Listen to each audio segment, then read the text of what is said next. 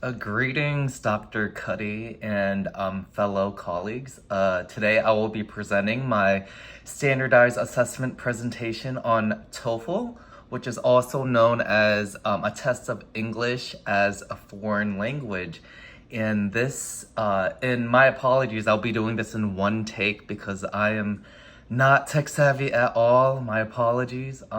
This assessment is near and dear to my heart because these are pictures of my students in Seoul, South Korea that I was helping and prepping for the TOEFL test about a decade ago. So what is TOEFL? TOEFL is a test of English as a foreign language. It measures all four language learning skills. It wasn't like that in the past, but now it is. It tests and assesses reading, writing, speaking, and listening in English. And the test time can vary. It takes about 2 hours or more. Now with technology, you can take it at home, as long as you have Wi-Fi and internet accessibility, or you can go to a testing center and take it. And again, these are students that were studying for the TOEFL in South Korea. The testing content is, as you know, reading, listening, speaking, and writing. This shows you all of how many questions there are, how many tests there are, and etc. A lot of my students, for the speaking portion, you have to speak into a microphone, and so that can be a little bit nerve-wracking for some of my students and just any English language learner. So we practice, when I was prepping my students for the test, we really focused on the speaking portion, because that can sometimes be, I would say, in my opinion, it could be the most subjective scoring, due to high negative affective factors.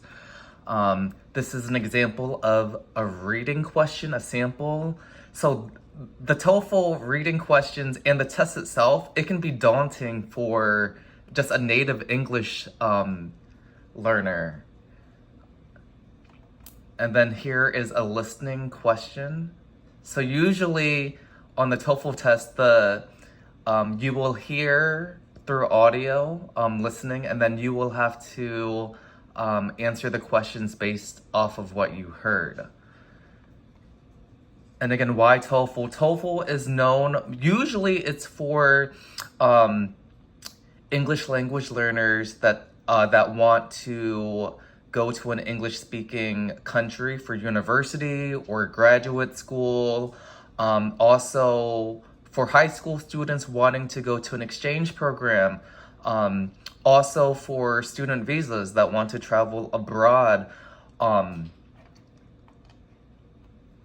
Again, these are also reasons to take the TOEFL test, mostly, again, pertaining to English language learners from countries that don't speak English as a first language.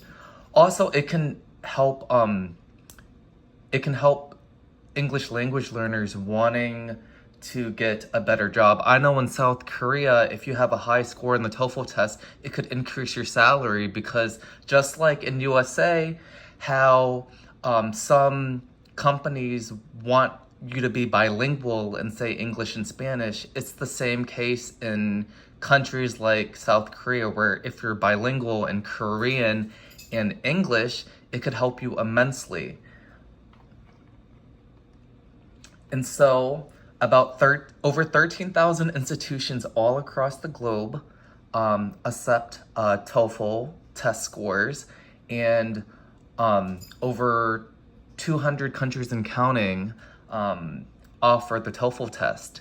And as you can see on the right, there's 40 million and counting test takers.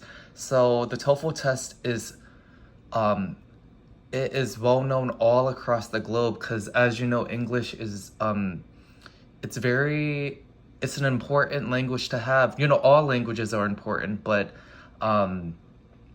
Yeah, sorry, I'm a little nervous.